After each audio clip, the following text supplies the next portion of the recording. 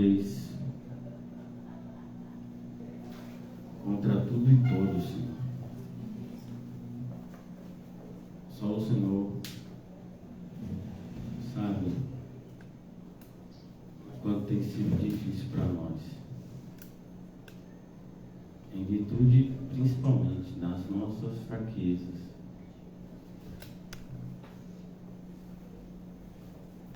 Permanecermos firmes no divino propósito que o Senhor estabeleceu para cada um de nós.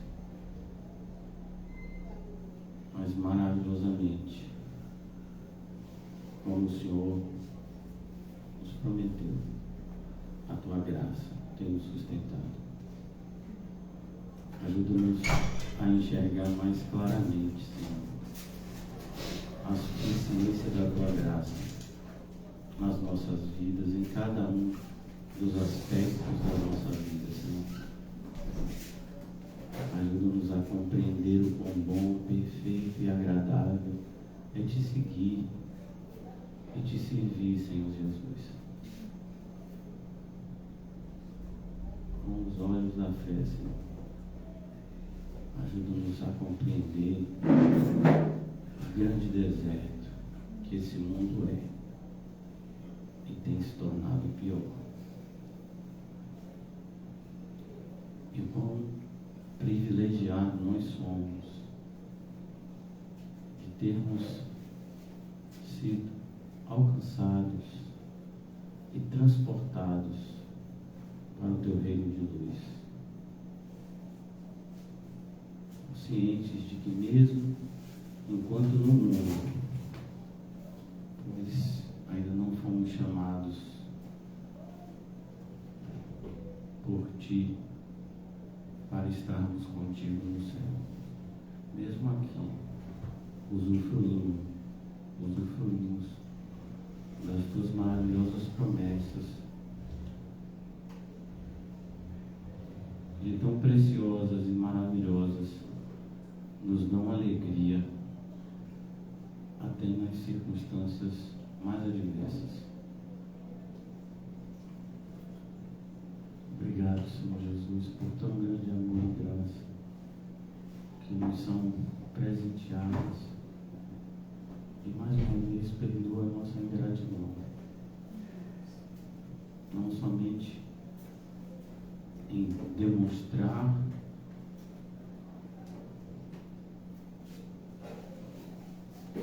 quão agradecidos somos, mas também em demonstrar o quanto Te amamos.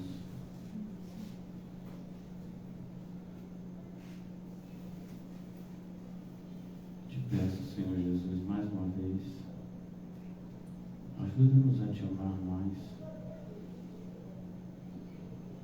a redescobrirmos a cada dia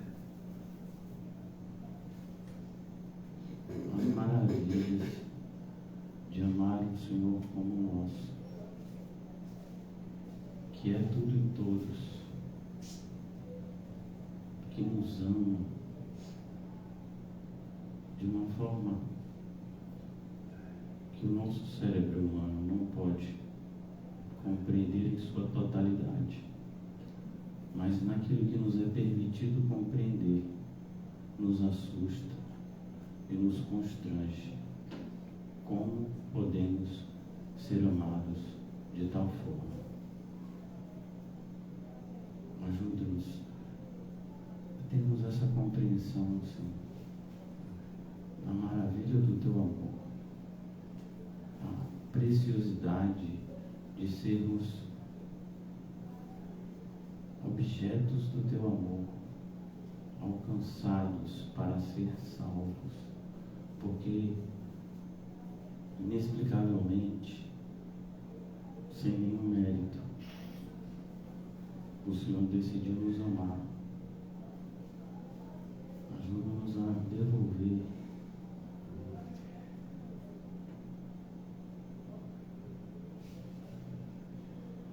em ações, em palavras. Ajuda-nos a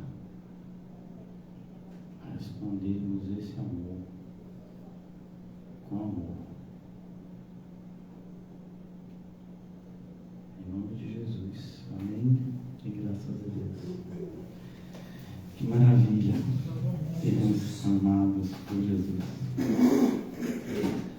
Nós estamos agora no capítulo 5 do Evangelho de Mateus.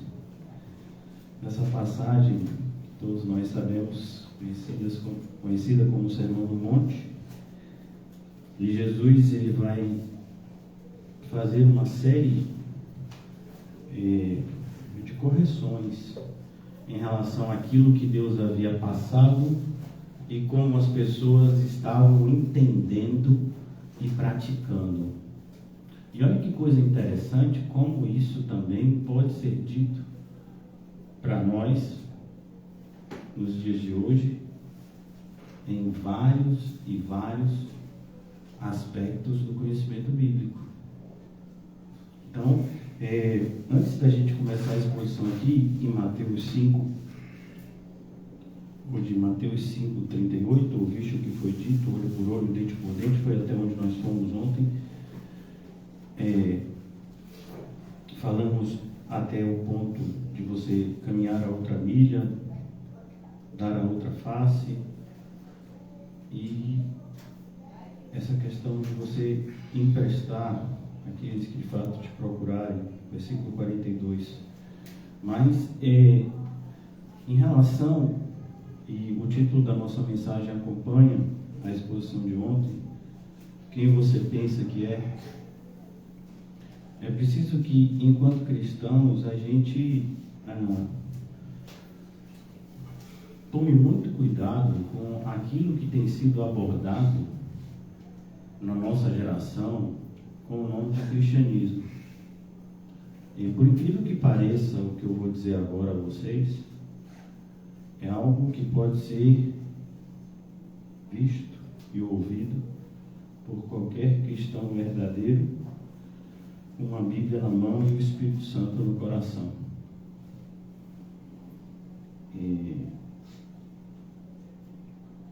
Ser bíblico hoje se tornou algo extremamente perigoso, inclusive dentro do movimento evangélico, porque as pessoas desprezam completamente o que a palavra de Deus ensina e elas trazem cada dia novas interpretações para aquilo que está escrito no texto sagrado, mas especificamente no Novo Testamento. Então, é muito comum você ouvir pessoas abordando determinados textos do Antigo Testamento, trazendo interpretações que não são as que historicamente pelos verdadeiros cristãos foram ensinadas no decorrer da igreja. Eu queria dar apenas um exemplo, dentre vários. Está na carta de Paulo aos Coríntios, 1 de Coríntios. Na carta de 1 aos Coríntios, do apóstolo Paulo, em virtude da nossa realidade hoje, seria uma das cartas do Novo Testamento que mais se tem conselhos e ordenanças e alertas em relação a como o mundo tem tentado nos influenciar, inclusive invadindo o arraial da igreja e produzindo consequências assim extremamente danosas. A parte que eu queria tratar com vocês está em 1 de Coríntios 9. Em 1 de Coríntios 9, o apóstolo Paulo, ele está falando sobre a liberdade, os direitos que ele tem enquanto apóstolo. Então, nós como cristãos, nós somos chamados a renunciar, mas ninguém pode renunciar o que não tem. Então, vamos imaginar que um jogador de futebol famoso passa com a sua Ferrari, estacione e você tira uma foto e coloca no seu Insta, né? E todo mundo, irmão, você está bem, ó, esse carro agora, né? Aí você aparece na igreja semanas depois, né, de ônibus, e você foi de ônibus, e a pessoa disse: você renunciou àquela Ferrari? Pois é, eu renunciei, né? Renunciei à foto que eu tirei, até apaguei, porque ela nunca foi minha. Então a gente tem visto muito isso na igreja, né? Esse tipo de comportamento de pessoas que de maneira vazia, né, falam renunciar coisas que nunca tiveram, que nunca precisaram de fato pesar. Será que eu vou de fato renunciar ou não? Elas não sentem o peso, né, das suas ações, portanto elas não podem entender as consequências, né, das suas ações, e são as pessoas mais irresponsáveis que a gente vê no ambiente da igreja. Não entendem de forma alguma, porque nunca precisaram entender, né, infelizmente. No versículo 1, o apóstolo Paulo diz, no capítulo 9, não sou eu porventura livre? Então, às vezes o entendimento que se tem de qualquer um de vocês, não só de mim, que sou o pastor, mas de qualquer um de vocês, de nós, é que parece que a gente não é livre para estar aqui. Parece que Deus colocou uma arma na nossa cabeça, talvez a espada que a jumenta de Balaão viu, desembanhada do anjo, ele colocou na nossa cabeça e disse: se você não for para o culto hoje, sabe como é, cabeças vão rolar. Não. Muitas pessoas podem não vir à reunião hoje e, se Jesus não voltar antes, terem uma vida de 50, 60, 70 anos daqui para frente ainda, né? Porque Deus não tem um relógio como o nosso. O tempo para Deus, ele funciona de outra forma. Então somos nós que entendemos tempo dessa maneira. Então nós temos os segundos, e eles são acompanhados pelos minutos, pelas horas, pelos dias. Os dias formam as semanas, que formam os meses formam os anos formam as décadas formam os séculos formam os milênios, por aí vai. Então, Deus não.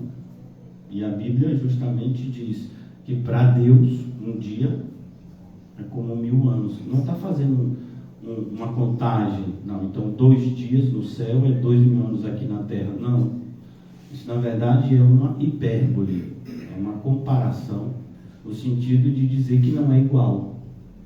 Para Deus, o tempo não é igual. Então você diz: mas Jesus já morreu tem 2000 anos. Mas aí você tem que falar para você. Para Deus, não. Para Deus é como se Jesus tivesse morrido agora mesmo. Porque o tempo no céu não anda como a gente aqui.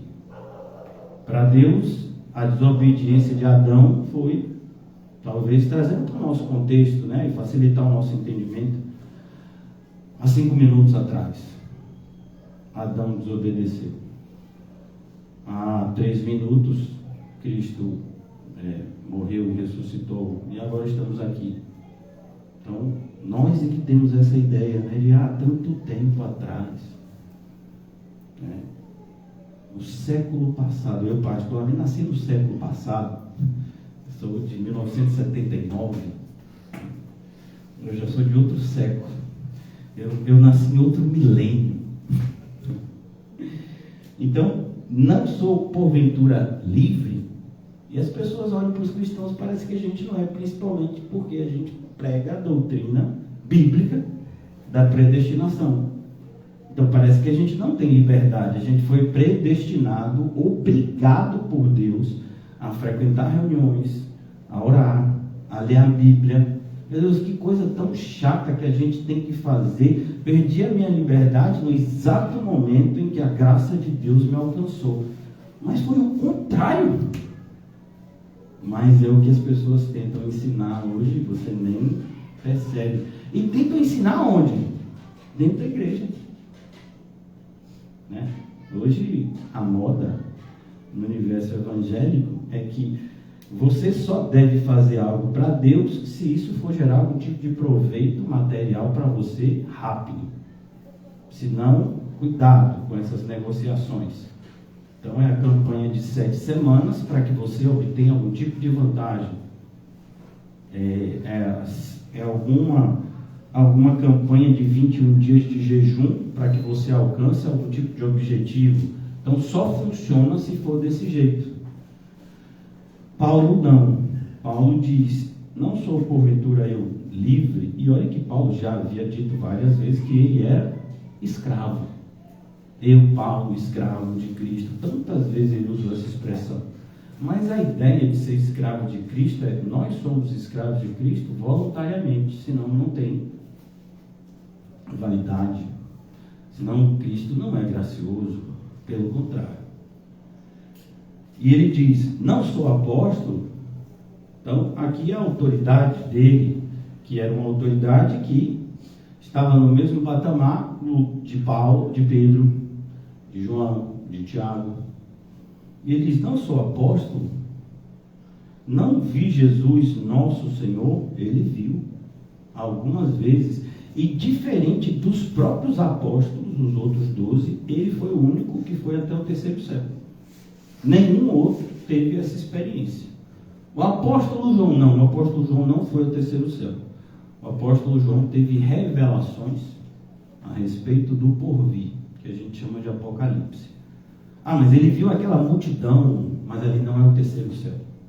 A habitação de Deus, como Paulo descreve, lugares onde as pessoas convivem com Deus por toda a eternidade, e onde a pessoa sabe que vai estar lá com Cristo no momento seguinte do seu fechar de olhos aqui na terra.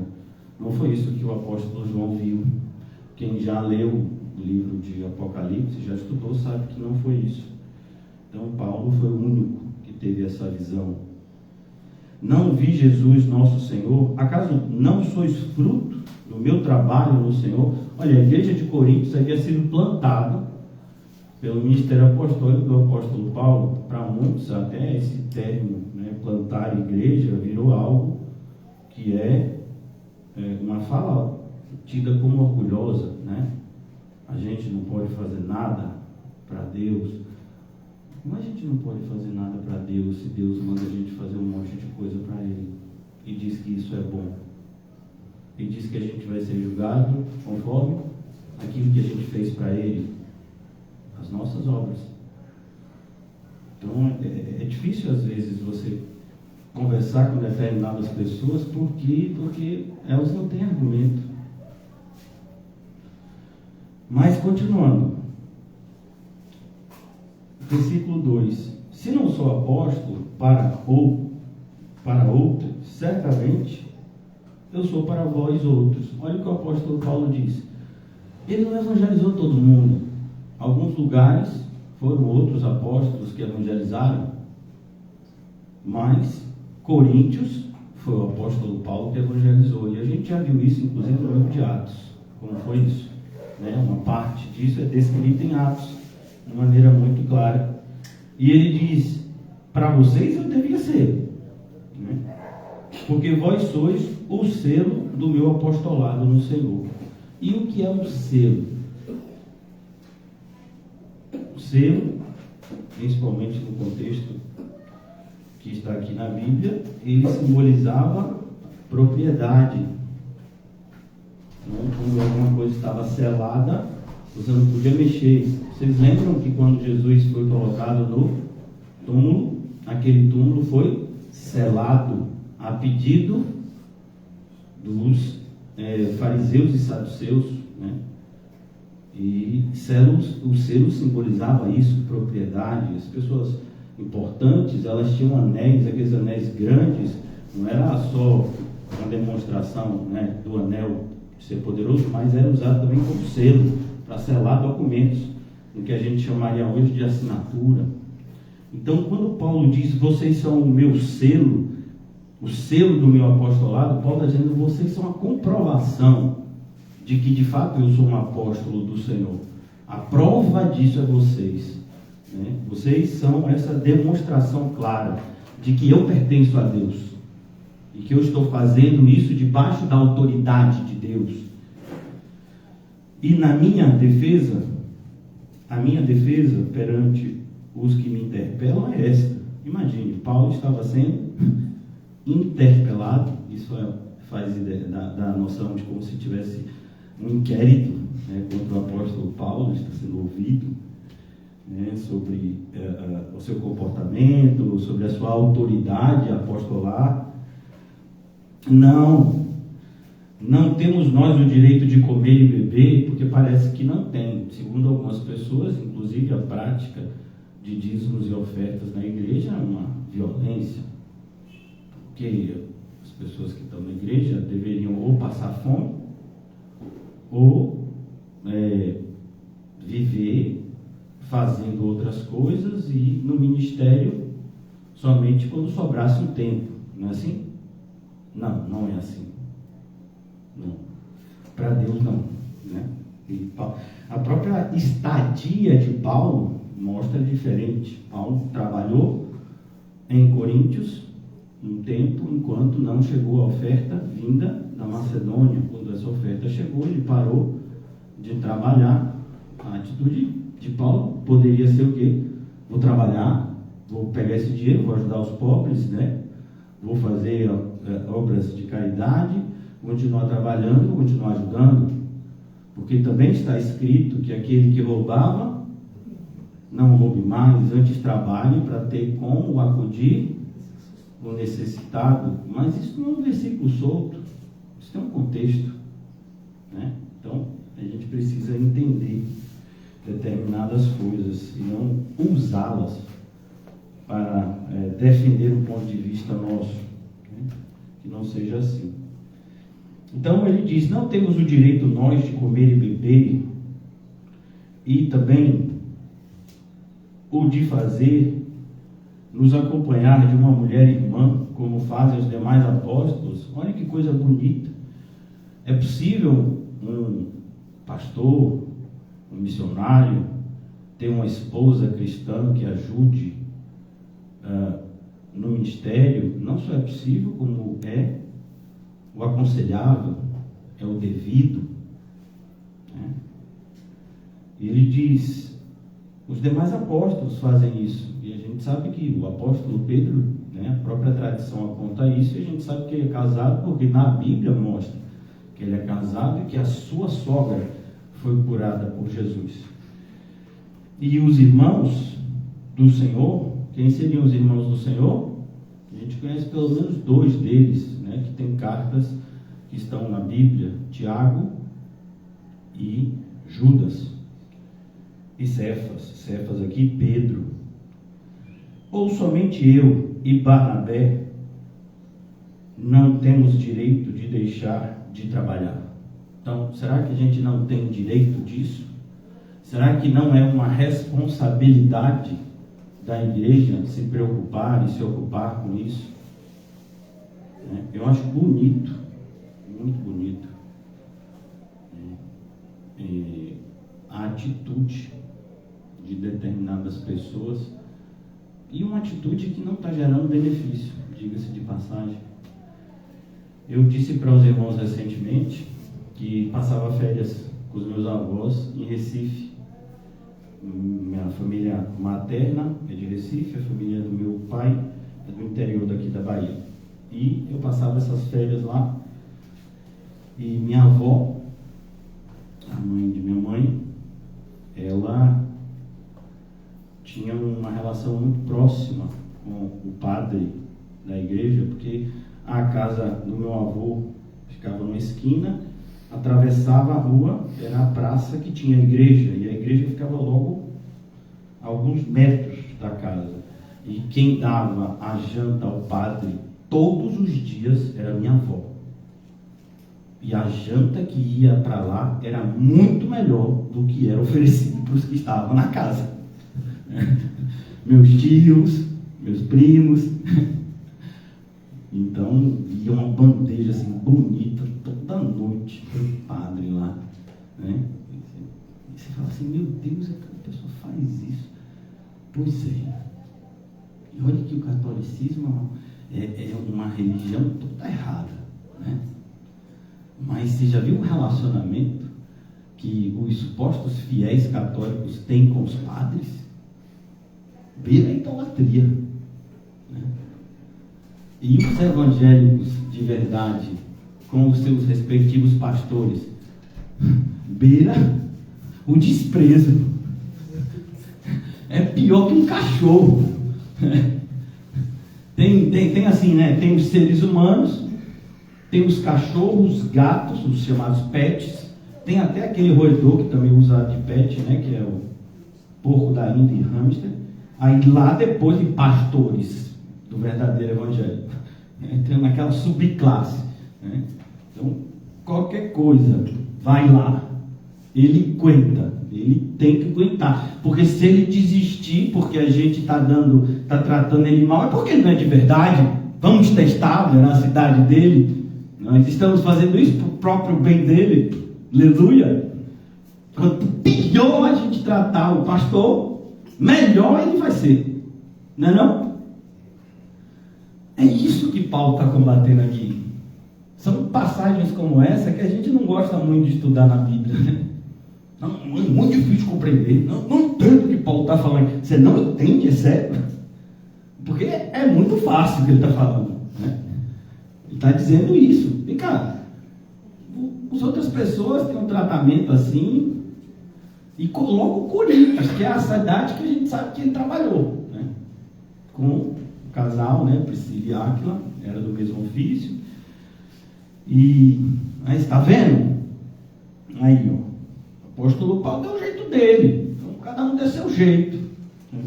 Eu daqui a pouco vou dar o meu também. Daqui a pouco eu chego em Coríntios. Então, irmãos, agora os cultos vão ser só uma vez por mês, porque eu estou com Priscila e Áquila fazendo tendas, viu? Então, aqui ele continua e diz: ou somente eu e Barnabé não temos o direito de deixar de trabalhar? Quem jamais vai à guerra à sua própria custa? A gente tem visto isso. A guerra que todo mundo tem assistido, né? A guerra lá da Ucrânia com a Rússia, da Rússia com a Ucrânia, né? Você acha que foi alguém que comprou, né? Disse, não, eu comprei aqui essas balas, esse rifle é meu, estou indo aqui para guerra. Não.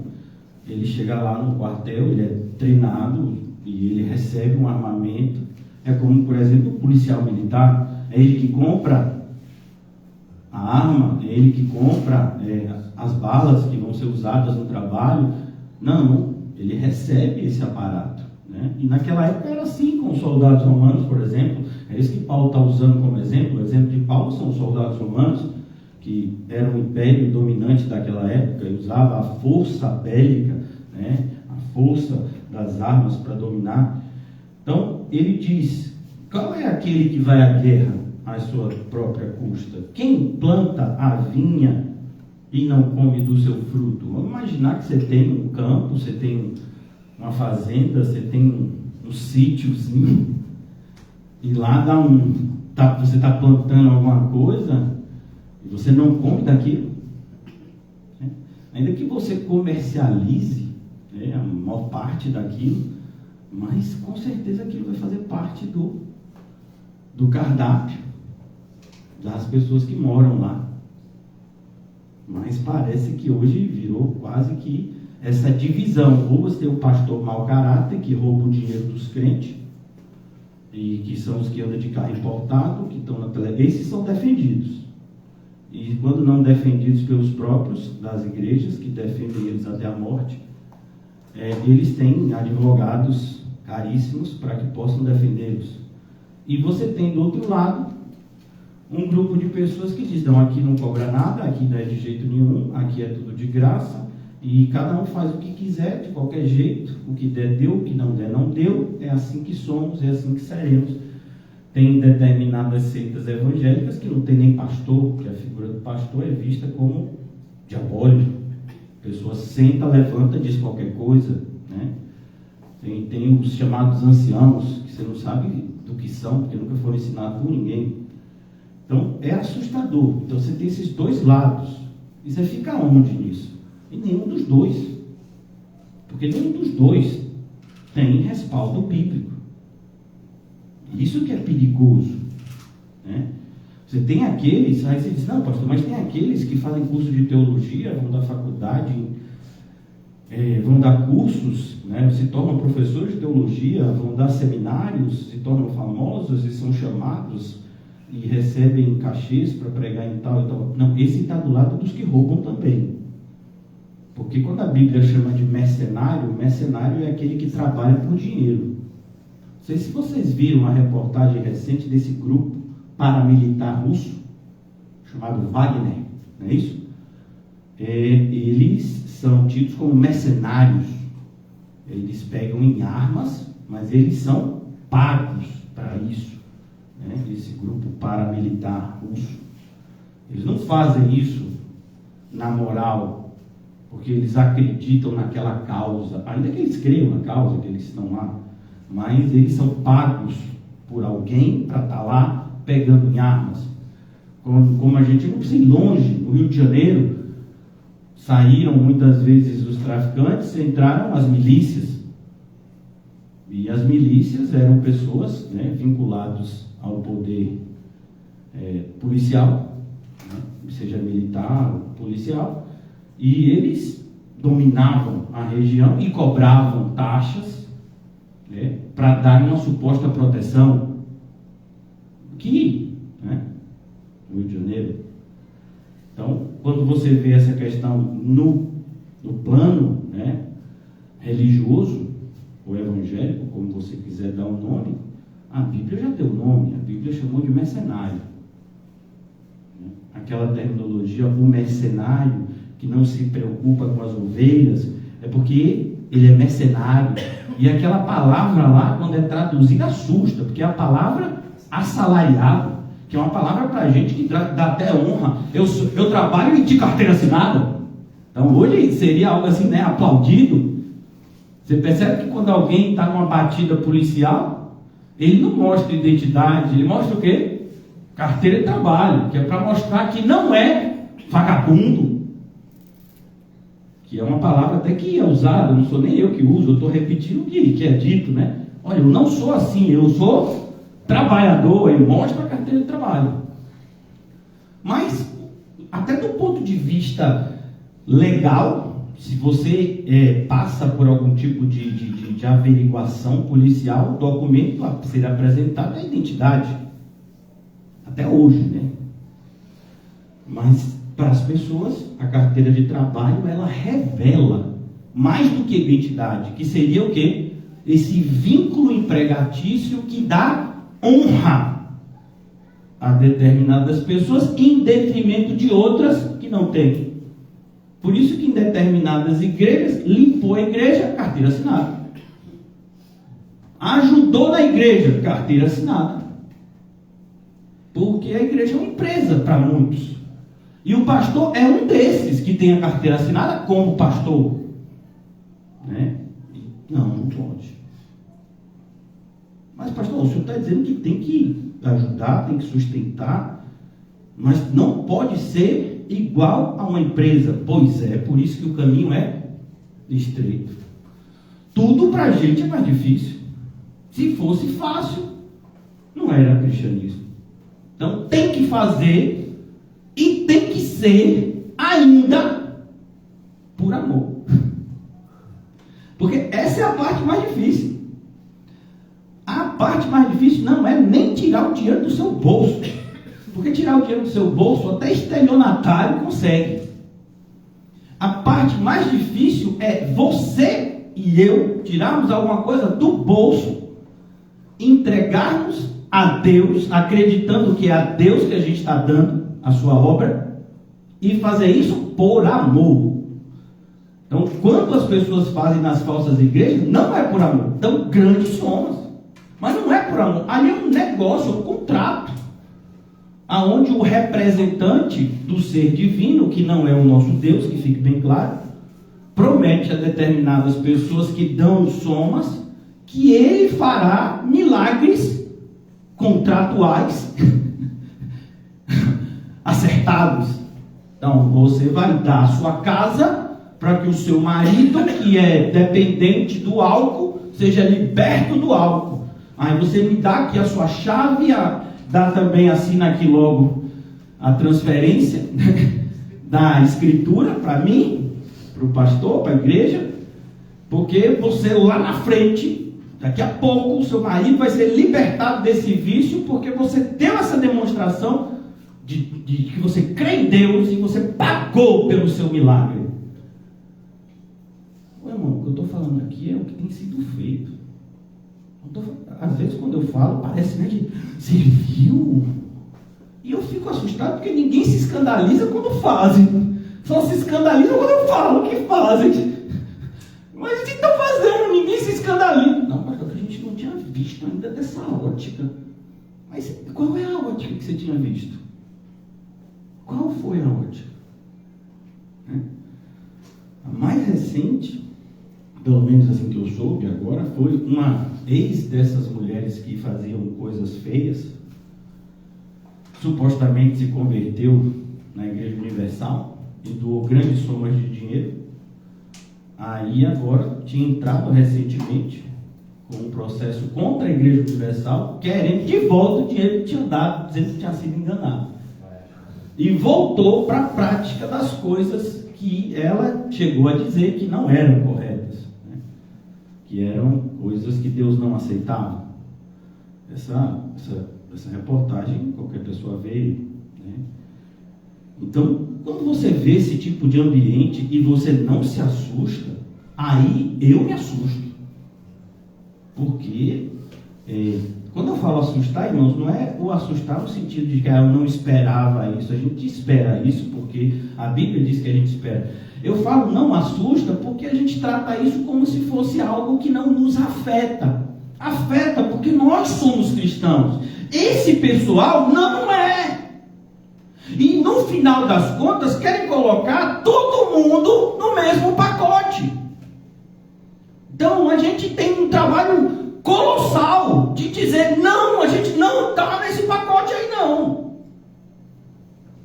Mas quando a gente faz isso, ao mesmo tempo, as pessoas que estão ouvindo, isso é verdade. Não pode. Absurdo alguém dar alguma coisa à igreja. Não, o absurdo não é esse. Barnabé fez isso. Eu não vejo absurdo na atitude de Barnabé. O absurdo é você fazer isso como queria fazer, por exemplo, Simão o mágico. Comprar o favor de Deus. E Pedro disse, o seu dinheiro seja maldição para você. Perceba que não foi dito isso para Cornélio. Pelo contrário. As tuas orações e as tuas esmolas.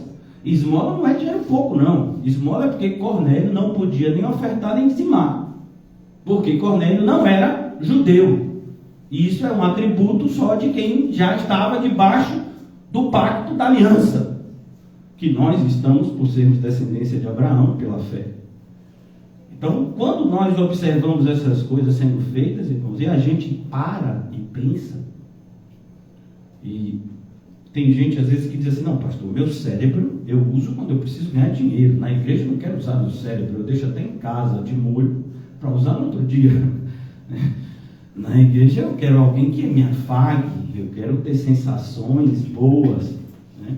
Tanto que tem pessoas às vezes que são convidadas aos estudos, e esse mesmo estudo era dado na casa de uma pessoa que hoje nem é mais irmão da gente, né? E que muitas pessoas que às vezes eram convidadas, a resposta era, se for para ouvir coisas boas, então eu vou. Elas só iam uma vez, porque não eram as coisas boas que elas esperavam ouvir.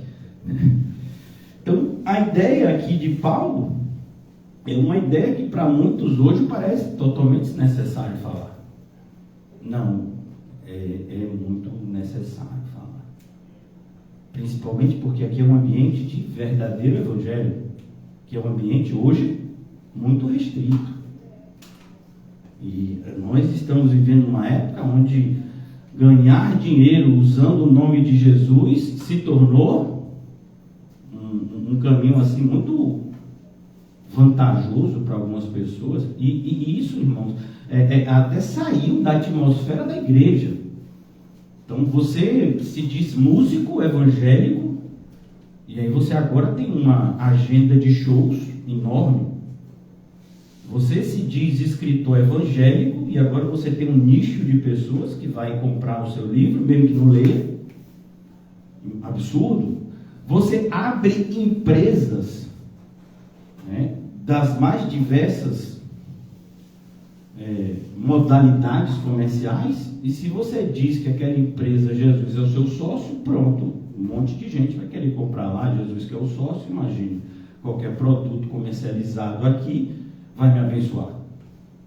Pessoas usam o nome de Jesus descaradamente nos seus negócios carnais e mundanos, né? E são muito bem sucedidos do ponto de vista do homem. O apóstolo Paulo está combatendo isso na raiz. Quem planta a vinha não come do seu fruto, ou quem apacenta um rebanho não se alimenta do leite do rebanho. Você já imaginou? Quem aqui já foi para a fazenda? Então, muitas fazendas pequenas, em determinados interiores, não muito longe daqui, viu? Bem perto daqui de Salvador, funcionam em regime de cooperativa. Eu já vi algumas dessas. Então, a pessoa às vezes tem somente 10, 15 cabeças de vaca, né? Que seria muito pouco comparado com aqueles que realmente são detentores, né? De quase que um monopólio. Mas essas pessoas se organizam em cooperativas, aí saía, né, uma espécie de van, né? E sai buscando leite, né, nas fazendas para levar para ser manufaturado e depois vendido. Mas pode ter certeza que aquele leite também é o leite que as pessoas usam na casa.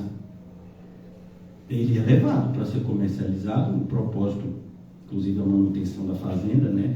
Algumas se estruturam e se mantêm com esse recurso, mas aquele leite é usado na fazenda para virar, de repente, uma manteiga, um queijo, o próprio leite, o consumo dele, para as pessoas que são moradoras de lá. Alguém diria que absurdo! Você pegou o leite da vaca de mimosa para trazer para cá. Mas o leite de mimosa tem que ser levado para vender. Sim, e ia fazer o quê? Não, a gente tem que comprar leite no mercado para trazer para cá. Alguém faria isso? Claro que não. É como uma pessoa que tem padaria e ela vai comprar pão em outra padaria, porque ela jamais pegaria o pão da sua própria padaria. Mas como eu não vou pegar? Eu que fiz, né? Então a gente vive num universo onde esses dois lados, né? O pastor imoral, o pastor ladrão e aqueles que não são pastores e dizem que só o fato de você se, né, considerar pastor e ter alguns direitos diante da congregação, isso faria de você um mau caráter. Então são esses dois grupos só hoje em dia. Não tem mais.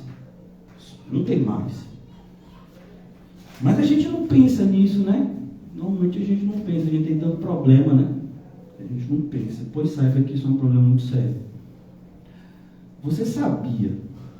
Eu não quero colocar, porque já dizem que eu coloco fardo demais, imagina. Então, eu coloco muito fardo na igreja, né? Então, você sabia que se vocês não estiverem cuidando direito do pastor, vocês podem sofrer disciplina de Deus? Isso é ser, vocês são filhos. Porque se não é filho, tem disciplina, fique tranquilo. Mas se for filho, tem. A gente tem tantos exemplos na Bíblia, irmãos. Tantos, são muitos. O primeiro deles, a gente vê lá no caso de Moisés. Foi o que aconteceu. Eu estou falando de gente da sua própria família. Miriam, lepra. E Moisés pede a Deus, ó Deus, ajuda ela aí. Ela diz assim, né? Sem pensar, Deus, tá bom. Dessa vez, viu? Vou passar. Então, cuidado, irmãos, porque quando a Bíblia fala as coisas, a gente trata, por mais que a gente fale, mas parece que a gente está diante, né, quando a gente lê a Bíblia, de um supermercado, onde a gente diz, não, eu quero isso, eu quero isso, eu quero... Não, irmãos, a Bíblia não é um supermercado. Então, esse trecho de Coríntios, ele é tão importante quanto o Sermão do Monte que a gente está lendo, quanto o Decálogo que a gente pode ler lá, né? Então, é tão importante quanto Gênesis 1, que diz no princípio Deus, tão importante quanto o Apocalipse 22, que é o último capítulo da Bíblia, tão importante quanto. Então, você não pode pegar na Bíblia e dizer, não, isso é mais importante, isso não é. Porque tudo é palavra de Deus. E deve ser recebido por nós da mesma forma. Não tem como a gente dizer isso é importante ou não. Porque senão a gente vai estar fazendo algo que só é dado a Deus. É Deus quem decidiu o que a gente deveria saber ou não. É Deus quem decidiu aquilo que deveria chegar a gente ou não. É quase que uma unanimidade entre os estudiosos do cristianismo que as cartas escritas foram em um número muito maior do que está aqui na Bíblia. Coríntios, por exemplo, dizem que ainda houve mais 2 ou 3 cartas. Mas a gente só tem na Bíblia 1 Coríntios. Você tem 3 de Coríntios na sua? O apóstolo Paulo deve ter escrito o apóstolo João, perdão, uma dezenas de cartas. Mas a gente tem na Bíblia? Não, só tem 3. As 2 últimas, inclusive, só tem um capítulo. Pequenininhas, mas estão lá. Judas só tem um capítulo. Está lá. Então, todas essas palavras são palavras de Deus. E a gente tem que entendê-las para poder obedecê-las. Porque eu nunca obedecerei algo que eu não compreendo. Então, aqui, porventura, eu tenho que compreender o relógio. É uma luta comigo, o relógio e eu, mas eu compreenderei. É que eu estou nesse negócio, eu estou ainda nessa... entre o Cronos e o Kairos, e aí é meio complicado. Porventura, falo isto como homem, ou não o diz a lei? Porque a lei de Moisés está escrito, olha o que Paulo diz. Uma das coisas que diziam era que Paulo não era judeu, que Paulo ficava querendo botar o povo contra a lei de Moisés, que Paulo nem tinha essa autoridade, uma vez que todos os apóstolos, com exceção, né, inclusive o próprio apóstolo Paulo, né, também era judeu, mas a ideia de que Paulo não seria judeu porque ele não nasceu na região. Paulo é natural de Tarso, que fica em outro lugar, que não é Israel, ali aquela região que a gente sabe. Então diziam que ele não seria um judeu nato, mas ele era, e excedia em muito aos da sua geração, como ele mesmo disse. Não atarás a boca do boi quando pisa o trigo. Acaso é com bois que Deus se preocupa? Pode ser que para pessoas Deus esteja falando de bois, né? Olhe, jamais saia de casa sem colocar a ração do pet antes. Porque pode ser que você demore mais para voltar do que a fome do seu pet chegar. Então, não saia sem colocar a ração antes. Ou é seguramente por nós que ele diz, certo que é por nós que está escrito, pois o que lavra cumpre fazê-lo com a esperança. O que pisa o trigo, faça-o na esperança de receber a parte que lhe é devida. Olha, é dívida. Se nós vos semeamos as coisas espirituais, será muito recolhermos de vós bens materiais. E perceba que isso está escrito em Gálatas também, viu? Está só aqui em Coríntios, não. Outra igreja também recebeu a mesma instrução. Se outros participam desse direito sobre vós, nós o temos. Não o temos nós em maior medida. Por exemplo, irmãos, um exemplo, né? Vamos imaginar que algum de vocês fique doente. Só pensar isso já é algo inimaginável, né? Mas vamos imaginar. Por quê? Porque o ser humano foi feito para ficar doente. O corpo que a gente tem é corruptível. Isso quer dizer, ele se corrompe, ele se desgasta e vai ficar doente. Mas vamos imaginar, você precisa de um médico para determinada área. E você vai nesse médico. Aí você vai me dizer, né? Mas eu não paguei, ele era do SUS. Ele me atendeu de graça. Eu não vi uma fé dessa nem em Israel, que ele te atendeu de graça. Ele foi pago, né? Mas vamos imaginar mais além do que o médico. Eu preciso fazer óculos. Estou usando os óculos antigos que tem me dado muita dor de cabeça, porque o grau já duplicou. Você vai precisar fazer os óculos. E os óculos não é para estética. Os óculos é porque você precisa, senão dá dor de cabeça, senão você não enxerga, senão você pode ocasionar um desastre. Aí você chega na ótica e você diz, eu preciso desses óculos.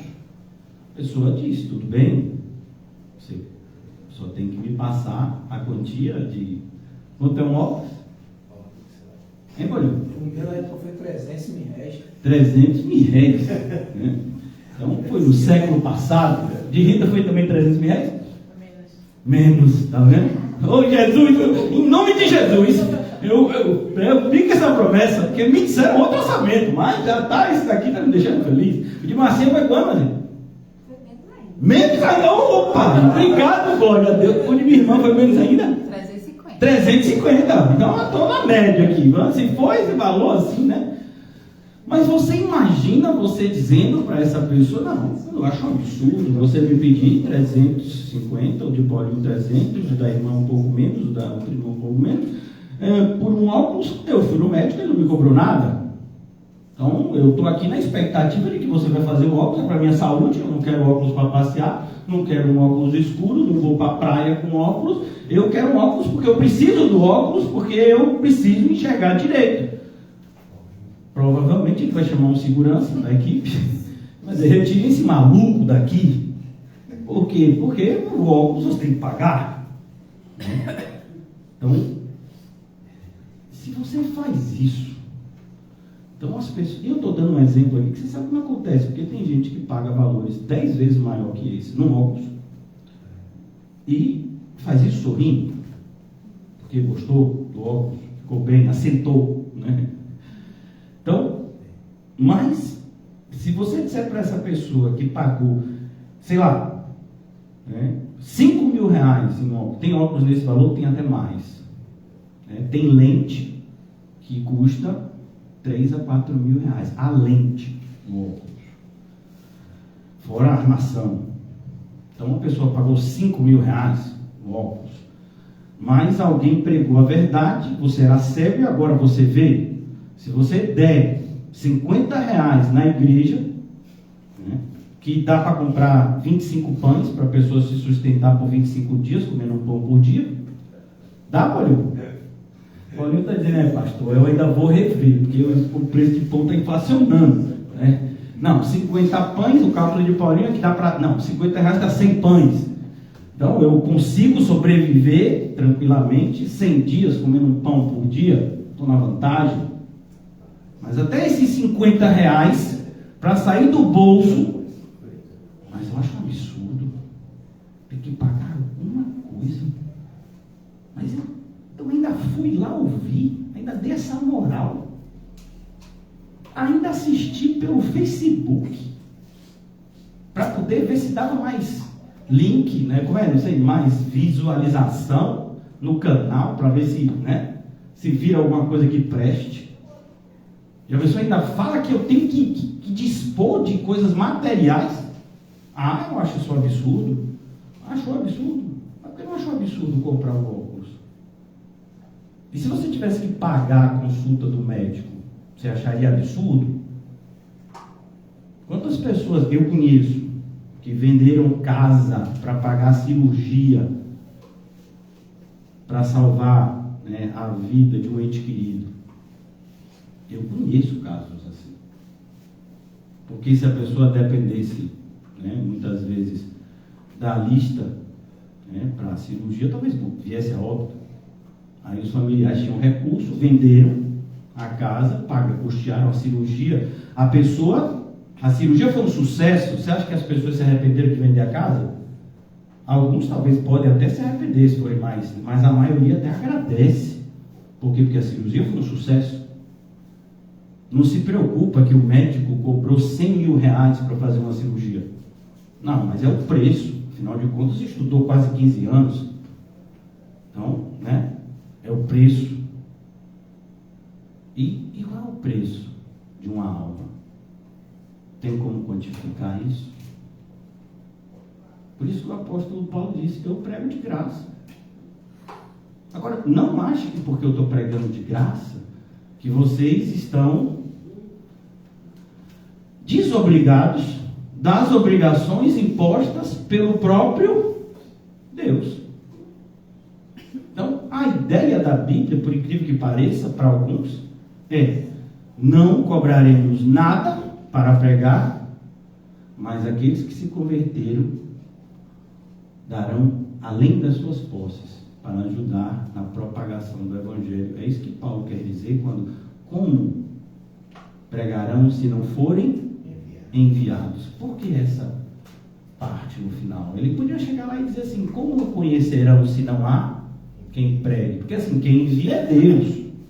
Essa responsabilidade está na conta de Deus. Façamos como Adão: foi a mulher que tu me deste.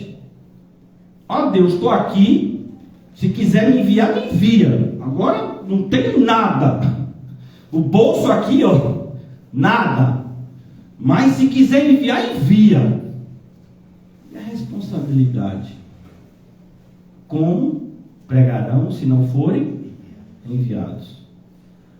Os próprios estudiosos da carta dizem que essa carta que Paulo escreveu antes de se relacionar com a igreja de Roma, ele nem tinha ido lá. Ele escreve antes justamente para, quando estando lá, ser enviado por essas pessoas para uma região que até então não havia recebido o Evangelho, que é o que a gente conhece hoje como Espanha. Então era uma região que ficava um pouco mais afastada do centro, que era ali a Itália, Roma. E Paulo diz: olha, eu quero chegar em tal região, vocês é que vão me enviar, já vão se preparando. Então, quando a gente ouve, quando a gente lê, parece... Eu não vou nem ler com vocês Filipenses. E deram além das suas posses. Você sabe o que significa ali? Ali é uma coisa assim que assusta, mas assusta mesmo. Porque a gente se assusta até com a ideia de dízimo, que diz que dízimo é só do Antigo Testamento. Malaquias é um interesseiro sem vergonha, é um falso profeta. Não entendemos, porque Malaquias está na Bíblia. Não entendo. Malaquias não vale nada. Malaquias não gosta de Malaquias. Mas você olha e você vê o pessoal de Filipos, eles não dão 10%, nem dão 50%. Eles dão além das suas posses. Você sabe o que significa isso? Eles tomaram um emprestado e se comprometeram a pagar no futuro, para que não faltasse para Paulo na obra missionária. E Paulo nem era o pastor deles.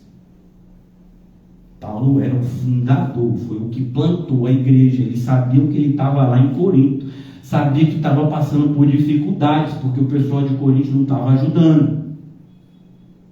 Eles tomaram emprestado, plural, várias pessoas.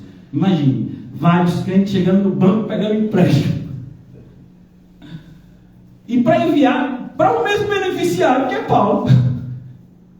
Hoje, absurdo, que Paulo ladrão, sem vergonha. Esse Paulo deve ser dessa igreja universal, deve ser da mundial. Não, Paulo era do verdadeiro evangelho, não comprava nada, pedia nada. Isso é o Espírito Santo agindo nos irmãos de Filipos, colocando neles um amor por Paulo, que os coríntios, que Paulo ficou 18 meses, não tinham. Percebeu? Só é válido aquela oferta se for consequência do amor. Se não, nem vale o esforço. Nem faça. Nem dê 5.000 réis que seja. Ele não vale. Não, eu vou dar isso aqui porque pelo menos 10 pães está garantido. De fome esse infeliz não morre.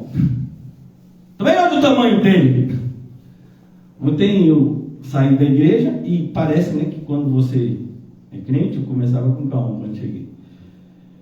Parece que quando você é crente, as pessoas dizem, não, você é crente, está servindo a Deus, nada de ruim vai acontecer na sua vida. Porque você é crente. Então sua família está praticamente numa redoma de vida, onde nada acontece. Onde se alguém jogar um cisco que seja de salgadinho, bate e volta. Você não sabe nem o que foi. Porque é invisível, né? O campo de força, parece desenho animado. Não é assim. Depois de ficar na igreja, aconselhando, né? E conversando, eu estou voltando, ainda no carro, minha irmã, que também congrega com a gente, disse, nosso pai está doente, está com falta de ar, é grave, tem que levar ele para emergência. E aí fomos para emergência.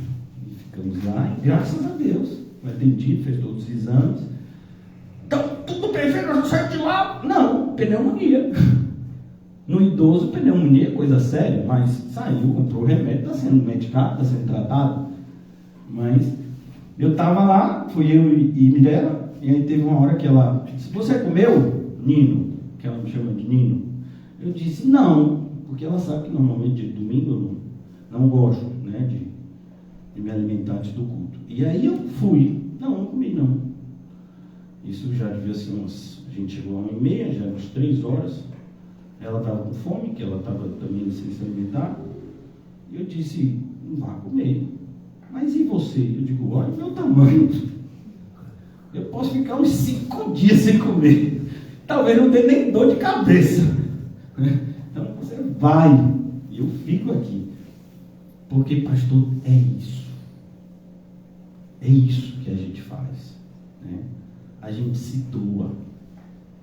Mas isso não tira o compromisso daqueles que também deveriam estar se doando para a obra de Deus, de estarem contribuindo nesse processo.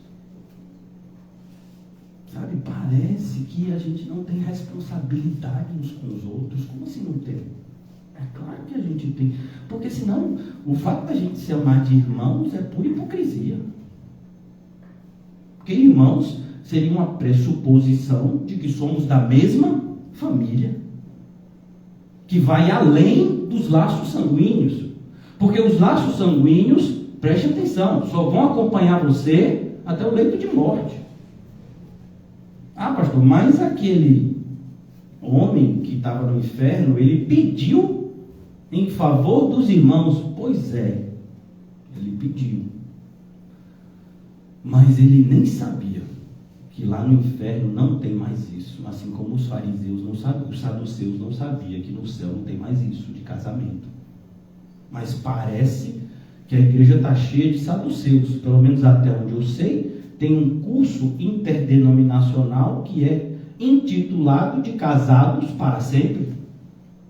Mas como você pode ser casado para sempre com alguém, se quando você morrer, e supondo que os dois são crentes e conviverão como irmãos no céu, não tem mais relação matrimonial. O que tem é uma relação fraternal, porque no céu é assim que conviveremos, e isso está falado de forma clara, cristalina, por Cristo.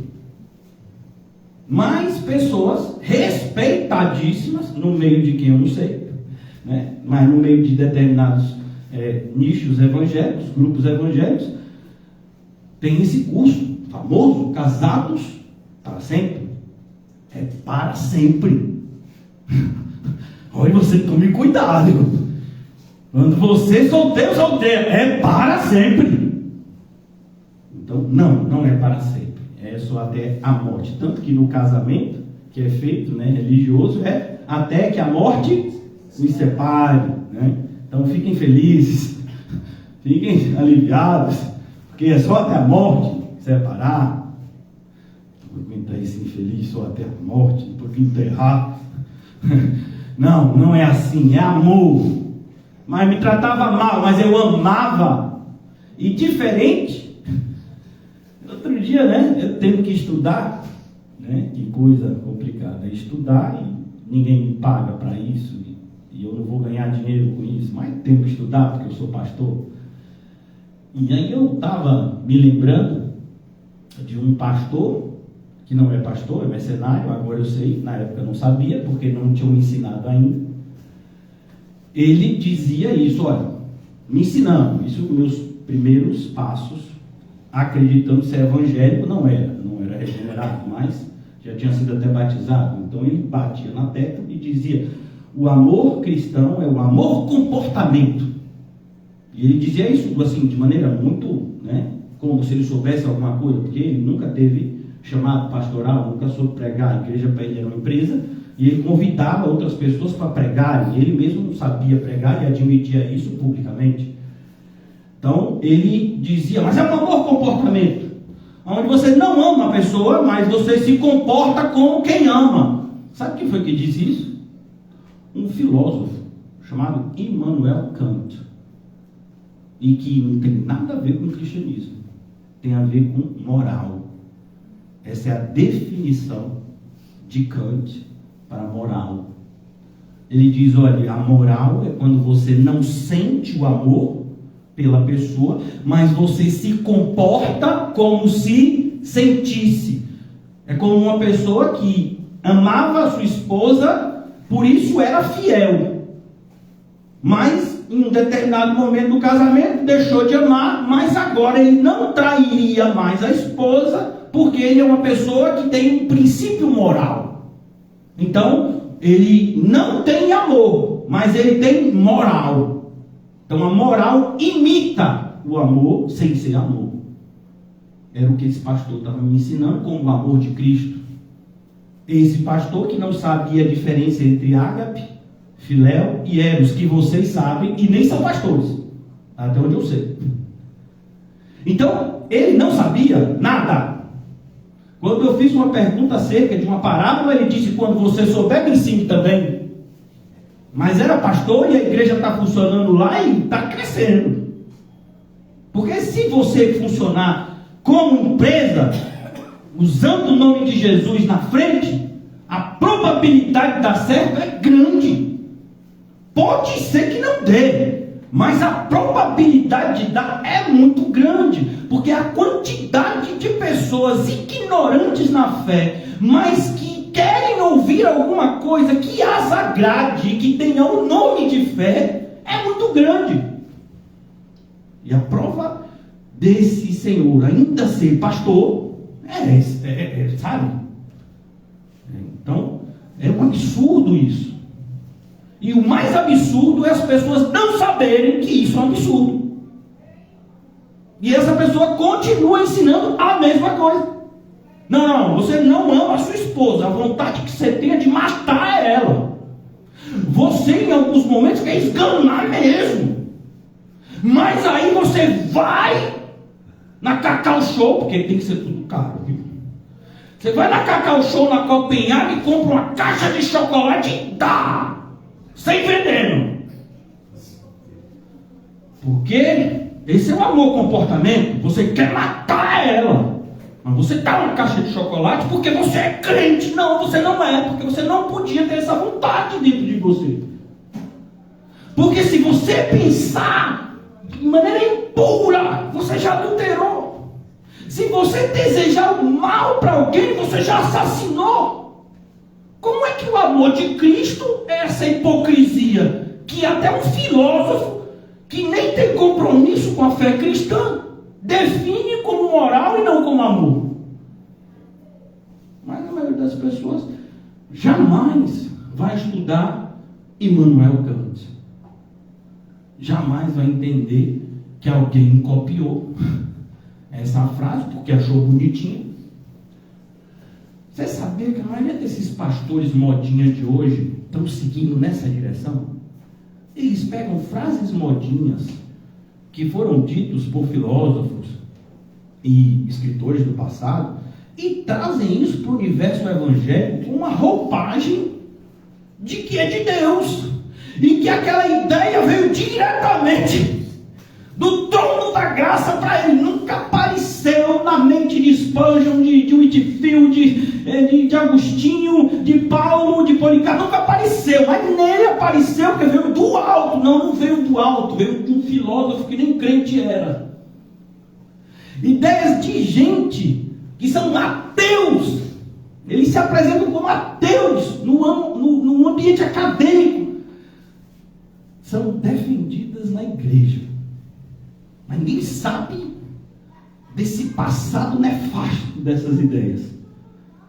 Mas elas parecem ser bonitas, então a gente abraça. Como essa. Você não precisa amar. Você apenas se comporta como quem ama. Essa é a definição de moral. Numa área acadêmica. E não para Cristo, que significa amor. Quanto você acha que eu deveria cobrar por ensinar isso para vocês?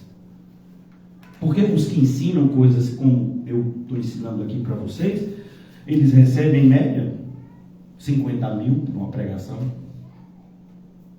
para estudar e se dedicar 7, 8 horas, 9, 10, estudando, ouvindo, lendo, para passar isso para um grupo de pessoas num bairro de pessoas que não têm um alto poder aquisitivo. Então, como assim? Por que eu estudar essas coisas e passar para vocês? O que eu vou ganhar com isso? Amor. De quem? De Deus. Eu acho tão interessante, irmãos, quando a gente começa a estudar a Bíblia, e principalmente estudar, essa sistemática que chama o mundo. Porque quando você lê na Bíblia, o mundo não está falando do planeta Terra. Está falando de um sistema de crenças que está no mundo, influenciando a gente e a gente nem percebe. Você vê claramente isso. Sabe, conceitos. Então você entende nessa carta o que Paulo diz. Que tinha gente na igreja de Coríntios que fazia o que os ímpios não conseguiam fazer, porque era tão absurdo, era tão imoral, era tão devasso, que nem os ímpios queriam chegar numa podridão dessa. Então você pode encontrar político que é mentiroso. É difícil, porque a maioria do político é muito correto. Mas você pode encontrar políticos que são mentirosos, que são sem vergonhas, que são imorais, mas se você chegar para ele e fizer uma proposta dizendo assim, vamos usar o nome de Deus para a gente se dar bem, ele diz, Deus não, envolva a Deus. Políticos ímpios, que talvez nem acreditem em Deus. Aí você vê a bancada evangélica falando cada coisa. Você vê um pastor evangélico que ao mesmo tempo tem uma patente policial caminhando numa propaganda política com um bujão de gás e uma Bíblia na mão. Aí eu fico imaginando qual a conexão entre o bujão de gás e a Bíblia, porque até hoje eu não consegui já atingir a profundidade da sabedoria desse Senhor, Então quer dizer que ele vai dar o ar, mas no bujão de gás não tem um ar que a gente respira. No bujão de gás é outro tipo de ar, que funciona o fogo lá da cozinha. Então, qual é a conexão? Mas usando o nome de Deus, de Cristo, para pedir votos. E as pessoas não veem nada de mal. Alguns anos atrás, acho que foi ano passado, atrasado, não sei mais, o irmão Lázaro morreu. Eu conheci ele pessoalmente. Ele foi nessa igreja do falso pastor, que eu estava lá nessa época. Na época ele ainda conseguia dinheiro. Foi bem na época que ele começou a ficar rico. Foi na época que eu comecei a me ver como evangélico, mas não era. Ele fez um show, lembro como se fosse hoje, num Hotel Fiesta, não sei se ainda tem esse nome. E nesse show ele fez a gravação de um DVD que foi o que tornou ele famoso no Brasil inteiro. E uma das músicas principais que fez ele ficar muito famoso é Ainda Bem Que Eu Vou Morar no Céu. Eu lembro de tudo, como se fosse hoje. Eu estava começando, então eu via tudo aquilo como, sabe, que maravilha, que coisa bonita ser evangélico. Quando ele cantou essa música, eu chorei. Mas a decepção de ver como esse homem usou o nome de Jesus para angariar dinheiro, se fazer uma figura política, e pior, fez coisas imorais, se separou, se casou com uma, se separou, se casou com outra. Tudo como evangélico. E quando morreu, ainda bem que ele foi morar no céu. Eu não sei que céu é esse, porque com certeza não é o que Paulo viu. Em 2 Coríntios, com certeza não pode ser. Mas é esse o universo evangélico. Então, tá vendo? É por isso que os pastores têm que acabar cobrando dinheiro. Não tem. Se eu tiver que trabalhar, eu vou trabalhar. Se eu tiver que padecer necessidade, como eu já padeci, porque segundo alguns eu vivo de renda. Na minha vida passada eu angariei uma fortuna tão grande que dá para umas 5 vidas e ainda sobra. Eu ainda não encontrei o mapa do tesouro para escavar onde eu escondi o dinheiro. Eu acho que deve ter vindo alguma amnésia junto. E aí eu não sei onde está esse dinheiro que eu vou escavar. E aí vai ser bênção, porque eu sou crente. Então eu só vou me sustentar e sobrar. Vamos ajudar todo mundo. Aleluia. Aqueles que dizem que eu tenho essa quantidade de dinheiro, olha para achar. Porque vai ser bênção. Não, eu não tenho. Não tenho. E graças a Deus que eu não tenho. E muitos sabem que eu não tenho, em parte porque eu não quis ter. Porque oportunidades me foram dadas e pela graça de Deus eu rejeitei. Oportunidades que muitos hoje buscam, com todas as suas forças. Porque são essas coisas que são boas. E o pastor só está falando aquilo que ele já aproveitou. Agora ele já deixa aproveitar. Aproveitar o mundo? Como assim? Quando você ouve isso, eu sei que meu horário já está dando, vocês querem a live, esse tipo de entendimento que eu prego para vocês é totalmente inútil. Só serve para passar o meu tempo estudando. Então, quando você vê esse tipo de coisa assim, você fica, Senhor, tem que ser desse jeito. Tem que ser, porque senão Paulo não diria, não nos cansemos de fazer o bem. Pense numa pessoa que era motivada, uma pessoa que amava fazer o que fazia, era Paulo. Ele dizia que pregar Cristo rivalizava com ir para o céu. Não é o que ele fala em Filipenses? Porque eu sei que lá é maravilhoso, mas ficar aqui na obra de Deus é maravilhoso também. Mas essas decepções e frustrações com os próprios crentes fez com que Paulo dissesse, não nos cansemos de fazer o bem, porque ao seu tempo ceifaremos se não houvermos desfalecido. Pode ter certeza que eu falo isso comigo umas 300 vezes por dia. Porque é muita, muita. Então, como eu disse a vocês, dizer para uma criança que determinadas coisas são erradas, mas ficar dizendo o tempo todo para um pessoal que tem a Bíblia na mão, que supostamente deveria estar lendo e que no mínimo deveria estar ouvindo o que está sendo ensinado, a mesma coisa, rapaz, é um negócio assim que é muito Deus, louvado seja. Então o apóstolo Paulo tinha que dizer para ele mesmo, Paulo, isso é Paulo com Paulo, não é só a gente que é maluco, não. Paulo está escrevendo e ele se inclui. Não nos cansemos de fazer. Mas Paulo, estou entendendo. Você está dizendo não nos cansemos, você está enviando essa carta lá para a Galácia. Pois é, para eles saberem que eu estou incluso com eles. Não nos cansemos. Então, concluindo, para a gente ter a parte melhor da noite, que é a live e a oração final, que abençoa a todos, sem cobrança, fique tranquilo, é 0800, é livre de taxas. Aqui não tem nem gasofilácio, né? Não tem nem esse perigo de você se sentir coagido.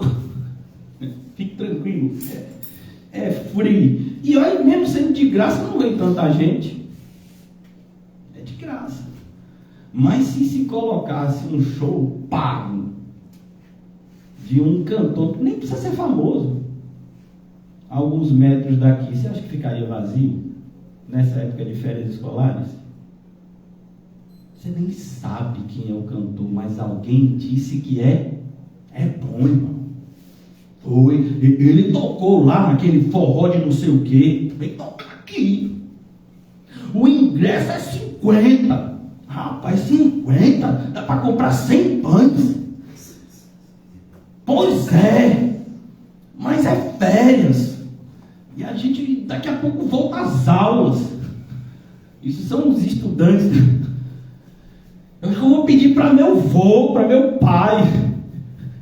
Porque, né? Fulano vai tocar e vai ser logo aqui.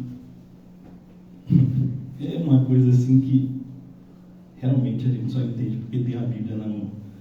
Espero que ela esteja no nosso coração. Então aqui ele diz, no versículo, concluindo aqui, para a gente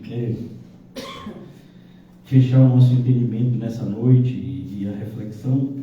Entretanto, não usamos desse direito. Percebeu o que eu falei para vocês? Paulo diz, eu não uso desse direito, mas que fique bem claro, é um direito. Para que você não ache que não é um direito, é um direito. Antes suportamos tudo, para não criarmos qualquer obstáculo ao Evangelho de Cristo. Isso é ser apóstolo. Isso é querer, de fato, ser um pastor do verdadeiro Evangelho, um servo de Deus, que tem o privilégio de conhecer a palavra de Deus a ponto de, separado pelo Deus da palavra, ensiná-la a outros publicamente. Falo do compromisso que todo cristão tem de dividir a sua fé com outros. Mas existem aqueles que Deus separa para que ensinem e preguem a fé publicamente. Esses são escolhidos pelo próprio Cristo, como está escrito em Efésios 4. Eu mesmo separei pastores e mestres para a edificação do corpo. Está lá escrito, para quem tiver dúvida. Então ele fala aqui, para não criarmos qualquer obstáculo ao Evangelho de Cristo. Então a gente não vai criar nenhum obstáculo ao Evangelho de Cristo. Pelo contrário, suportamos a tudo. Pastor, mas falam tão mal. Né? Não é nem o Senhor, é você, de você. Como é isso? Não sei como não é isso, porque tem que ser assim, né? Triste é pessoas que se dizem cristãos fazerem isso, né? Mas os outros é esperado. Não sabeis vós que os que prestam serviços sagrados no próprio templo se alimentam? E quem serve no altar, do altar tira o seu sustento? Assim ordenou também o Senhor aos que pregam o Evangelho que vivam anátema! Isso é anátema! Não, isso não está escrito, faz parte da carta de Paulo. Que absurdo, você viu o que ele ensinou? Prega o Evangelho, que viva com o Evangelho, que audácia! Depois diz que é diferente dos outros que ficam cobrando, tem vergonha. Não, irmão, eu só fiz ler. Percebeu? Tudo a gente começou aqui, nesse texto, para a gente ver como a gente precisa, né, desse amparo, desse mesmo estímulo de Jesus lá no Sermão do Monte, ouviste o que foi dito pelos antigos, no caso, aqueles que receberam a lei judaica e não passaram ela para frente da maneira correta. Então, hoje, tem aqueles que têm o Novo Testamento, mas não estão passando ele da maneira correta. Então, a gente tem que dizer, ouviste o que foi dito pela maioria, mas cuidado que pode ser que não seja o que de fato Deus disse. Você tem que ir lá conferir e estudar. Não sabeis, perceba, vocês não sabem disso. A ideia aqui é, vocês deveriam saber. É como alguém que você está lá, vamos imaginar, Estelinha está em que série? 4º ano, né? 5º ano? 5º ano, é a antiga 4ª série, isso. Vamos imaginar que Estelinha tem uma colega que está no 5º ano. Na minha época, as coisas eram diferentes. Dizia que era o 4ª série do primário. E o ginásio era a 5ª série. Então hoje seria o 6º ano. E não tem mais esse negócio de primário e ginásio, é uma coisa só. Mas você imagina uma colega de Estelinha que já está no último ano do que seria o primário e que ela não sabe ler. Você não pode, porque ela deveria saber ler, senão ela não podia nem sair da alfabetização, que hoje seria o 1º ano. Mas vamos imaginar que ela chegou no 2º ano sem saber ler. Então, no 2º ano, ela tinha que aprender pelo menos ler. A professora do 2º ano, professora, depende de gênero, devia dizer, eu não sei como o meu colega da alfabetização do 1º ano permitiu que você, chegasse sem ler. Você tem que saber ler. É importante que você saiba ler. E você deveria ter aprendido a ler no 1º ano, que é o 1º ano, a alfabetização. Mas vamos lá, você está aqui no 2º ano, é comigo? Vamos aprender então. Mas isso não acontece. Não aprendeu no 1º ano? Não é problema meu.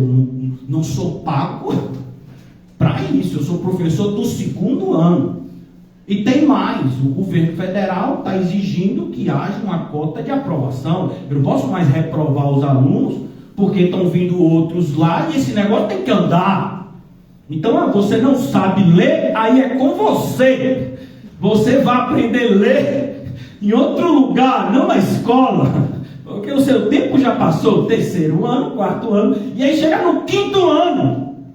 E está lá, prova de história, 10 enunciados. Aí o colega vai dizer, professora, eu não sei.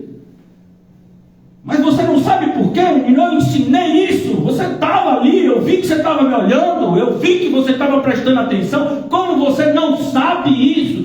Professora, se você me perguntar o que está escrito aqui, eu até posso lhe responder, talvez. Mas eu não sei o que está escrito aqui, porque eu não sei ler. Você é 5º ano. Pastor, quando você conta essa história, chega a dar um susto. Pois é. Agora você traz isso para a igreja. Você já devia ser mestre. Está em Hebreus. Essa historinha que eu contei para vocês está em Hebreus.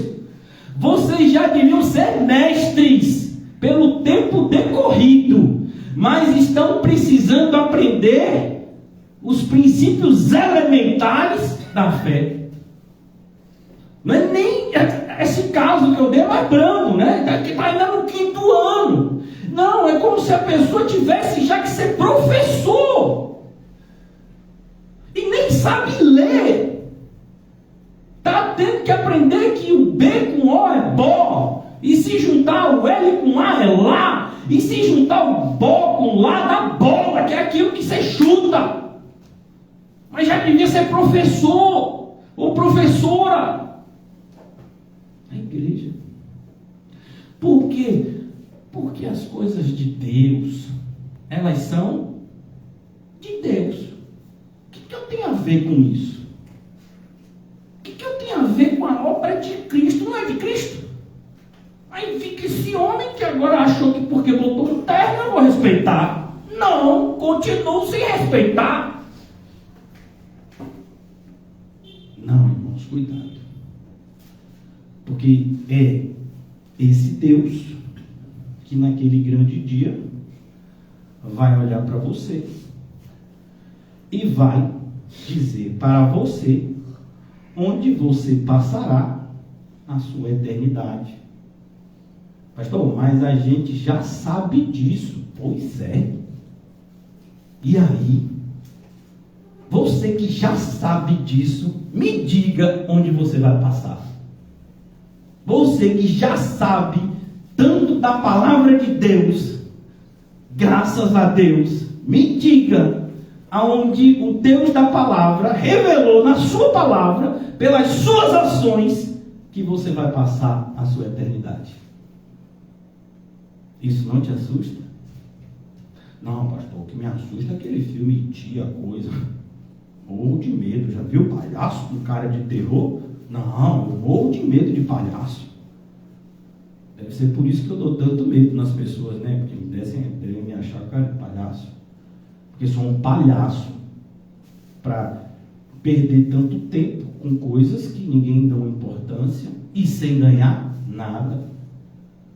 E ainda ser chamado de interesseiro, corrupto, ladrão e outros adjetivos semelhantes. Não, irmãos, nós não somos palhaços, nem eu, nem você. Estamos aqui, estamos no lugar certo, estamos ouvindo a coisa certa.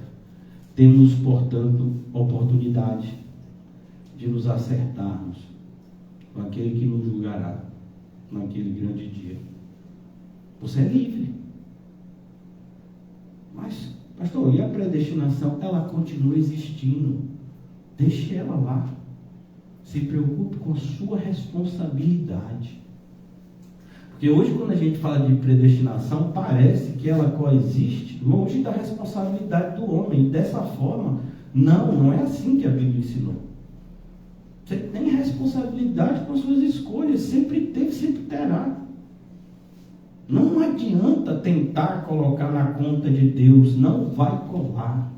Naquele grande dia, todos nós teremos que dar conta do que fizemos e do que não fizemos. Hoje eu coloquei no grupo até um trecho do livro de Spurgeon, que é de graça. Pelo menos até onde eu sei, ainda é. Daqui a pouco vou começar a cobrar, porque pela onda, né? Estão cobrando por tudo, que eles nem produziam, né? Foram outros. O grande pecado de não fazer nada. Então, naquele grande dia, muitos vão chegar. E aí, Jesus? Cadê o meu lugar no céu? No céu? Você não fez nada. Não, Senhor, mas eu não fiz porque o Senhor disse que não era para fazer nada. O Senhor disse que eu era salvo pela graça, portanto, eu não devia fazer nada para ser salvo. Pois é, você ouviu errado. Você não faz nada para ser salvo. Mas a partir do momento que você é salvo, você vive fazendo coisas para evidenciar para você e para todos que você foi salvo. Você não entendeu assim? Não te ensinaram desse jeito? Então você ouviu errado. Ou os antigos te ensinaram errado. Porque sim, as boas obras contam quando elas testificam quem somos. Porque o fruto se conhece, pelo fruto se conhece a árvore. Pelas obras você conhece o cristão. Então é imprescindível, irmãos, que a gente volte os nossos ouvidos para a Bíblia. Ouviste o que foi dito nos dias atuais. Cuidado. Porque nem tudo que se diz como evangélico é evangélico. Então, eu poderia, irmãos, eu não vou fazer isso porque tem a live, mas eu poderia dizer para vocês aqui uma quantidade absurda de filosofias que defendem a existência de um Deus, mas não é o da Bíblia. E são essas filosofias, em grande parte, que estão impregnando os púlpitos. E as pessoas que as ouvem nem sabem. Nem sabem que essas filosofias foram defendidas por pessoas do passado que não acreditavam no Deus de Israel e muito menos em Jesus Cristo como seu Filho e nosso Senhor. Mas essas filosofias são bonitinhas, falam da existência de um Deus e para muitos isso basta. Mas a Bíblia diz: você acha que Deus é um só? Fazes bem. Os demônios também acham isso e vão além de achar, eles tremem diante dessa afirmação. Então é importante para a gente, irmãos, enxergar o que está ficando cada vez mais claro, que o movimento evangélico já se afastou do Evangelho. Cabe a nós mostrar isso por meio das nossas ações e palavras. Preste atenção, eu falei ações antes. Por quê? Porque se você falar de coisas que você mesmo não vive, você está fazendo um desserviço. Porque a partir do momento que você não vive o que você fala, você está mostrando para o seu ouvinte que o que você fala não tem credibilidade, porque nem você faz. É como se alguém vendesse pastéis e dissesse: comam esses pastéis, eles são maravilhosos, eles são ótimos, eles não só são saborosos, como eles vão te dar muita saúde, previne tudo. Até essa doença que você pensou agora, previne também. E aquela também. Coma esse pastel e ele cura todo tipo de doença, além de ser gostoso. Aí você olha, você vê o vendedor, ele vende o pastel, mas chega um dia que você observa mais, você vê que ele não vendeu tudo. E o que sobrou ainda dava para o consumo. E você vê ele entrando numa McDonald's, sentando com a caixa dele de pastéis, que com certeza deve ser caro, porque é super saudável e cura tudo. E ele comendo um McDonald's daquele assim que você fica, né? Quem gosta fica de água na boca. Mas como assim? Ele disse que é bom. Ele disse que a saúde dele só é boa porque ele come desse pastel, mas ele está ali no McDonald's. E ele disse que era para eu deixar ele comer McDonald's e comer o pastel dele, porque o McDonald's é um lixo e o pastel dele é maravilhoso. Tem alguma coisa de errado. Claro que tem, você caiu mais uma vez no conto do vigário. O que é o conto do vigário? No passado, as pessoas respeitavam muito os sacerdotes católicos. Então, as pessoas, às vezes, se disfarçavam deles para obterem favores nas cidades que chegavam. Então, cuidado, porque tem muita gente disfarçado de crente e servo de Deus, e eles nem de longe, nem de perto, nem de meia distância o são. Depois dessas informações, que não são muito boas de se ouvir, mas devem ser ouvidas, vamos ouvir agora uma canção espiritual que nos levará a uma alegria indizível, vinda diretamente do trono de Deus.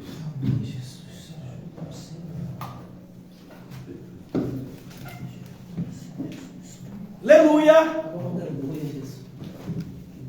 O microfone agora vai para os lábios de quem ele foi feito. Deus me ajude.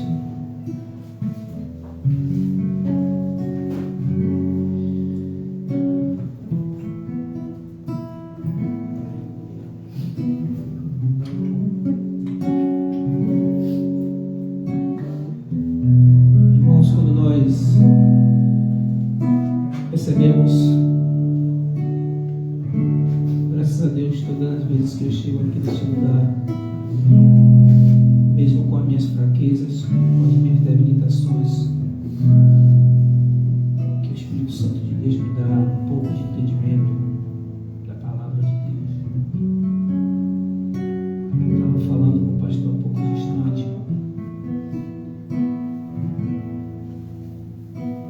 Todos vocês sabem do trabalho e para mim não é fácil. Todos os dias lidar com corpos, enterrar pessoas. Eu gostaria de dizer uma coisa para mim e para vocês. A palavra de Deus diz o que é que adianta aí você ganhar o mundo e naquele grande dia perder a nossa alma.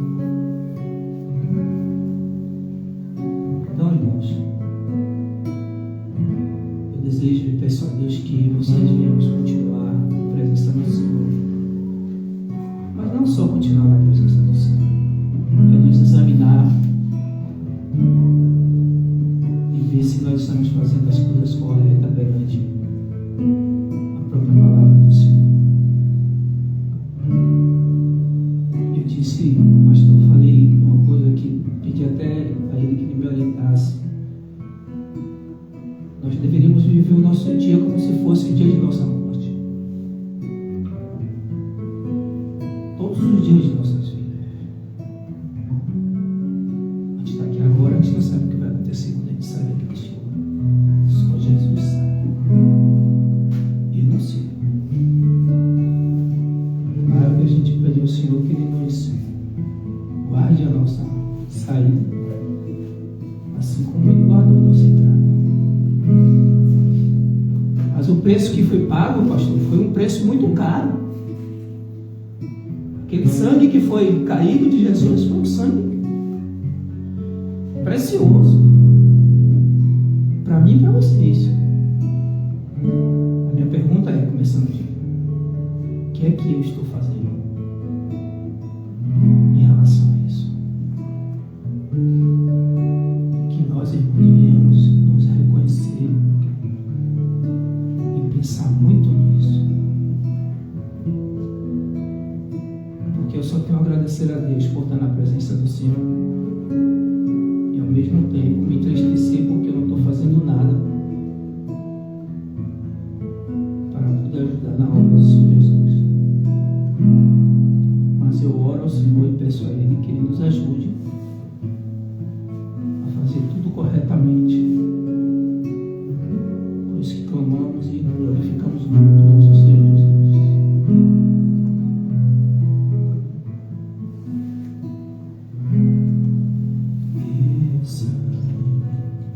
Leva-me além todas as alturas, onde ouço a tua voz. Fala de tua justiça pela minha vida. Jesus, esse é o teu sangue.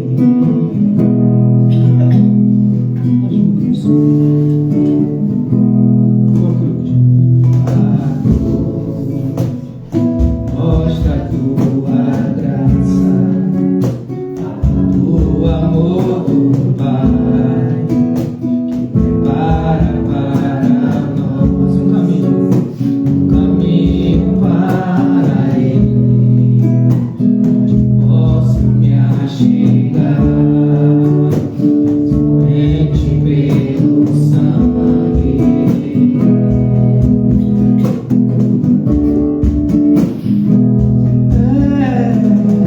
Que nos lava,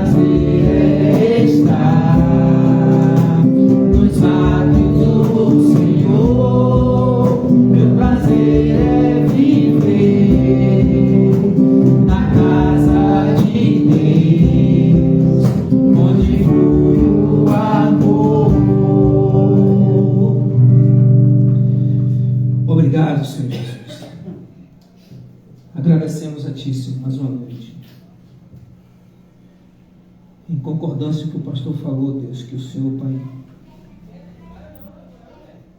derrame amor sobre nossas vidas. Precisamos, Senhor, do Teu perdão. O Senhor é um Deus, Pai, que sonda pensamentos e corações. Sabe como foi que cada um de nós chegamos aqui neste ponto. O Senhor conhece as lutas de cada um. O Senhor conhece as aflições. O Senhor nos ajude, Senhor, a suportar tudo aquilo que está por vir e o que está acontecendo na vida de cada um de nós. Mas a Tua palavra é fiel, que o Senhor chega a dizer: o que nos separará do Teu amor? Que nada disso, Senhor, venha nos fazer com que a gente venha se afastar de Ti. Que o Senhor, Pai, abra nossos olhos, nossos corações. Que o Senhor nos dê direcionamento, Senhor, de tudo que nós viemos fazer. Eu continuo te agradecendo pela vida do pastor. Vai ser um pouco difícil para alguns, eu não sei, de entender, mas o Senhor é um Deus que vem usando, mesmo com as fraquezas, mesmo com as debilitações. Ele é um ser humano, é um servo que vem se dedicando, mas que o Senhor, Pai, dê graça para que ele venha poder suportar tudo que está acontecendo. E que o Senhor, Pai, nos ajude a cada um de nós a nos examinar. Ó Senhor Jesus, eu te peço humildemente, Senhor, que o Senhor nos ajude a cuidar das nossas crianças. O inimigo, Senhor, ele está fazendo o papel dele. E nós, como pais e mães, temos que fazer o nosso mediante a sua direção, Deus. Como o Senhor nos ensina. Ensinar nossos filhos o caminho que ele tem que andar. Sabemos que não depende de quem quer nem de quem corre, mas do Senhor, Deus, usar a tua misericórdia. Por isso que eu te peço, Senhor, que a tua misericórdia venha sobre os nossos. Obrigado pela vida de Mateus, pela vida de Calmon, pela vida de José, pela vida de Quinho, pela vida desse rapaz que vem nos visitando, pela minha vida, pela vida de Massinha, pela vida de Gisele, pela vida de Henrique, de Estelinha, e pela vida de Heleninha, e pela vida de todos que estão nos assistindo, da nossa pequena congregação. E meu pedido, Senhor, esta noite, é que o Senhor, Pai, nos ajude, que a gente venha nos examinar sobre tudo que nós estamos fazendo. Porque sabemos, Senhor, que um dia nós iremos morrer. E o Senhor é bastante sincero na tua palavra. Que nem todo aquele que me diz Senhor, Senhor, entrará no teu reino. Não adianta eu estar aqui tocando, cantando, louvando, mas não estar fazendo a coisa certa perante a ti. Eu tenho a total certeza disso. E isso não é só para mim.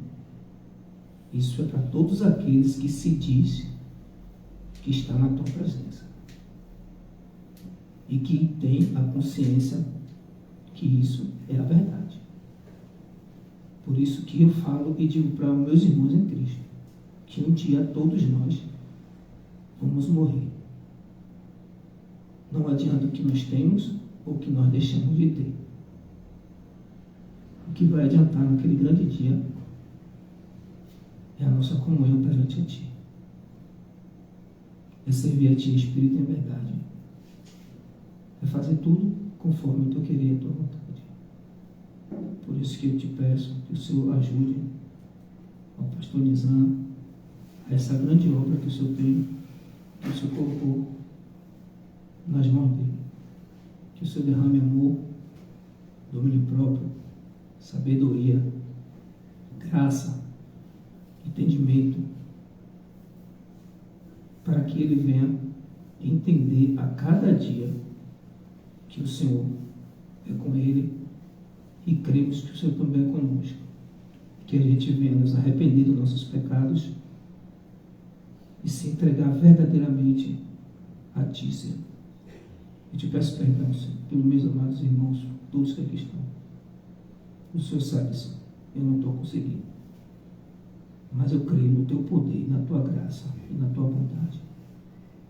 Que o Senhor não só vai me ajudar, mas ajudar todos. Obrigado por esse encontro, como o pastor falou, que nós não estamos obrigados a estar aqui. Mas, Senhor, se não fosse a Ti que nos trouxesse daqui, nenhum de nós estaríamos. Estaríamos nos nossos lares, ou seja, onde quer que esteja. Começando de mim. Mas eu sei, Senhor, que a Tua obra, não só na minha vida, mas na vida de todos, é muito especial. Que o Senhor nos encha com o Teu Santo Espírito para que a gente venha pregar a Tua palavra a esses que ainda não conheceram a verdade. Porque a mentira está sendo dita aí à torta e à direita. E nós aparentemente conhecemos a verdade. E nós não estamos fazendo o papel correto. Mas que o Senhor nos dê, Senhor, esse espírito de coragem, mas não de covardia. Guarda a nossa saída, Senhor. Visita, Senhor, as filhas do pastor, os pais dele, a mãe dele. Que o Senhor alcance essa família para a Tua glória, Senhor. Que o Senhor, Pai, toma a vida de Letícia, Maria e do filho dele. Eu te peço, Senhor, traz essa família para a Tua presença, Deus. Traz a minha família, a família dos meus amados irmãos. Ó Senhor Jesus, a gente se alegra tanto, Deus. Um momento desse é tão especial, Senhor, que a maioria das vezes a gente nem entende, Senhor. A Tua presença é tão real, Senhor. A Tua palavra é pregada, Senhor. Que coisa maravilhosa. E a maioria das vezes a gente não damos nem ouvido ou nem acreditamos no Teu poder. Mas eu te clamo e te louvo, Senhor. Muito obrigado. Obrigado, porque para mim eu creio que é o melhor momento que eu tenho do meu dia. Dou a maioria do meu tempo para o mundo. E esse mundo já está perdido. E esse é o momento, Senhor. E nós nos vemos, aprendemos de Ti, que é emocionante de coração. Obrigado pela vida de todos. Essa é a minha melhor oração. Que meus irmãos me perdoem. E que o Senhor também, Senhor Deus, perdoe cada um de nós. E segure nossas mãos, Senhor. Por que, Senhor Jesus? A gente conhece muitos que estavam na Tua presença e que hoje não estão mais, para motivo de entristecimento. É muito feio. Mas eu te peço que até esses, se for da Tua vontade, o Senhor traga. Mas não deixe que isso aconteça com nenhum de nós. Em nome do Pai, do Filho e do Espírito Santo. Amém. E graças a Deus.